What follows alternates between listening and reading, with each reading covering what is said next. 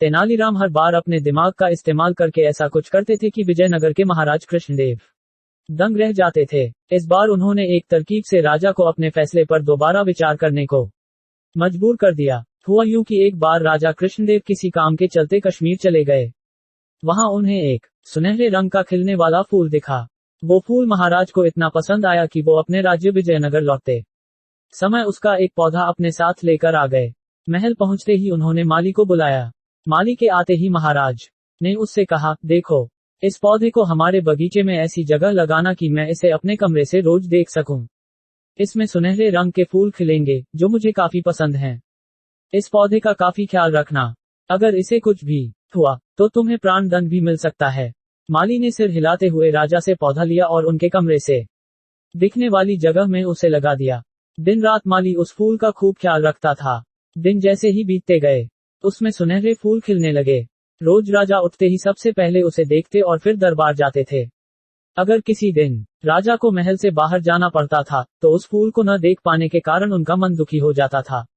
एक दिन जब राजा सुबह उस फूल को देखने के लिए अपनी खिड़की पर आए तो उन्हें वो फूल दिखा ही नहीं। तभी उन्होंने माली को बुलवाया। महाराज ने माली से पूछा, वो पौधा कहाँ गया? मुझे उसके फूल क्यों दिख नहीं रहे हैं? जवाब में माली ने कहा, साहब, उसे कल शाम को मेरी बकरी खा गई। इस बात को सुनते ही उनका गुस्सा सातवें आसमान पर पहुंच गया। उन्होंने सीधे राजमाली को 2 दिन बाद मौत की सजा सुनाने का आदेश दे दिया। तभी वहां सैनिक आए और उसे जेल में डाल दिया। माली की पत्नी को जैसे ही इस बारे में पता चला वो दरबार में राजा से फरियाद करने पहुंची। गुस्से में महाराज ने उसकी एक बात न सुनी। रोते रोते वो दरबार से जाने लगी। तभी एक व्यक्ति ने उसे तेनालीराम से मिलने की सलाह दी। रोते हुए माली की पत्नी ने तेनालीराम को अपने पति को मिली मौत की सजा और उस सुनहरे फूल के बारे में बताया। उसकी सारी बात सुनकर तेनालीराम ने उसे समझा बुझाकर घर भेज दिया। अगले दिन गुस्से में माली की पत्नी उस सुनहरा फूल खाने वाली बकरी को चौराहे में ले जाकर डंडे से पीटने लगती है। ऐसा करते करते बकरी अधमरी हो गई।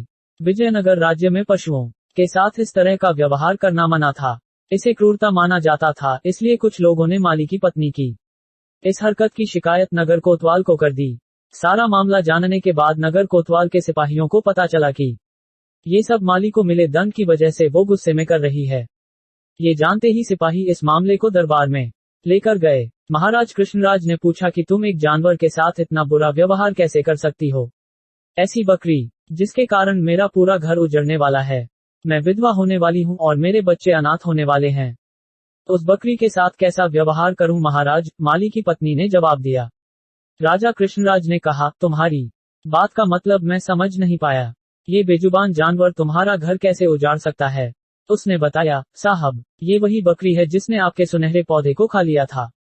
इसकी वजह से आपने मेरे पति को मौत की सजा सुना दी है। गलती तो इस बकरी की थी, लेकिन सजा मेरे पति को मिल रही है।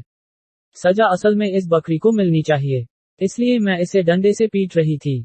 अब महाराज को ये बात समझ आई कि गलती माली की नहीं बल्कि बकरी की थी। ये समझते ही उन्होंने माली की पत्नी से पूछा कि तुम्हारे पास इतनी बुद्धि कैसे आई कि इस तरह से मेरी गलती के बारे में समझा सको। उसने कहा कि महाराज, मुझे रोने के अलावा कुछ भी नहीं सूझ रहा था।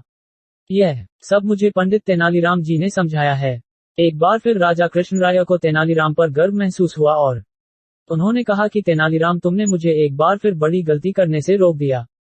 ये कहते ही महाराज ने माली का मृत्यु दंड का फैसला वापस लेते हुए उसे जेल से रिहा करने का आदेश दिया। साथ ही तेनालीराम को उनकी बुद्धि के लिए 50,000 स्वर्ण मुद्राएं उपहार के रूप में दी। कहानी से सीख, समय से पहले कभी भी हार नहीं माननी चाहिए। कोशिश करने से बड़ी मुसीबत से निपटा जा सकता है।